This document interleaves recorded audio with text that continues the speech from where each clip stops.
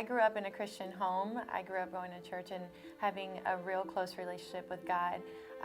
I was always involved in any ministry I could be, and that led me to go to the Christian college I went to.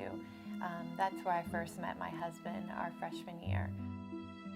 So we began to see each other often. I had very strict boundaries, very strict limitations on what we did or where we went. He popped the question. I immediately said yes. Within, 3 to 4 months later, we got married. In the beginning, things were great. Sherman went to school full-time, and I worked, and he was pursuing a medical degree. 3 years into our marriage, our son was born. By that time, we had moved to Miami to further his medical education, and we're out there alone. I was in my apartment one night, and Sherman had come home late. I felt so strongly to go ahead and check his phone. The amount of calls that were going back and forth at all times of night, I knew that this is what was going on. I confronted him about it. We met several times to discuss it. He was very upset and didn't even want to talk about it. So after weeks of fighting back and forth, I determined to take my son, who was almost 1 at the time, and do whatever I could to stay away. I felt like this wasn't fair. I felt that God owed me more than this, that I'd lived for him enough. I didn't know how God could allow something like this to happen. After me serving him for so long and loving him. So it got to a point where it was bad enough that I couldn't be around him.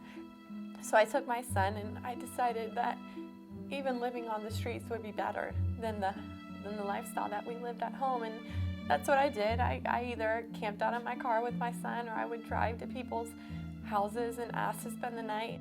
There was nothing more that I wanted than to be officially separated from someone who was in so much corruption. I was leaving work and was going to meet with my attorney to go ahead and sign the divorce papers when Sherman called me, crying. Pure Life became an ultimatum. During his time at the program, me and my son did visit him a couple times.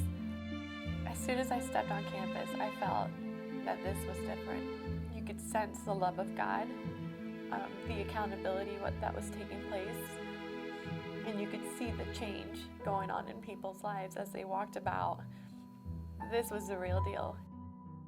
We finally heard that it was okay to go up to where Sherman was currently in a counseling session.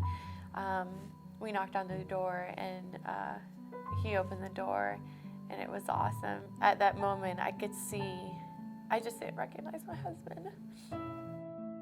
He looked humbled, and he looked like a redeemed man. From the beginning, they wanted me to do the OCA program. They thought this was the area I needed to go into, and I immediately signed up and began to counsel. It was the first time in my life that I couldn't depend on myself to provide. I really had to depend on God to provide everything from emotional support to being a mother to financially. Upon returning from PLM, I noticed a huge change in my husband. He was more tender.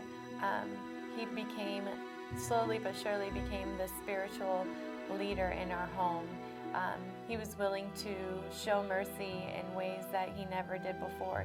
He was very considerate, very compassionate, wanted to make sure that we were okay above himself.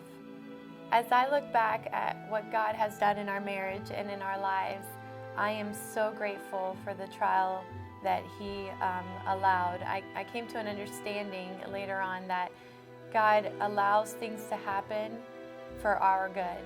And it's amazing that he could take a situation like this and turn it around. My name is Cristina, and I have been unchained.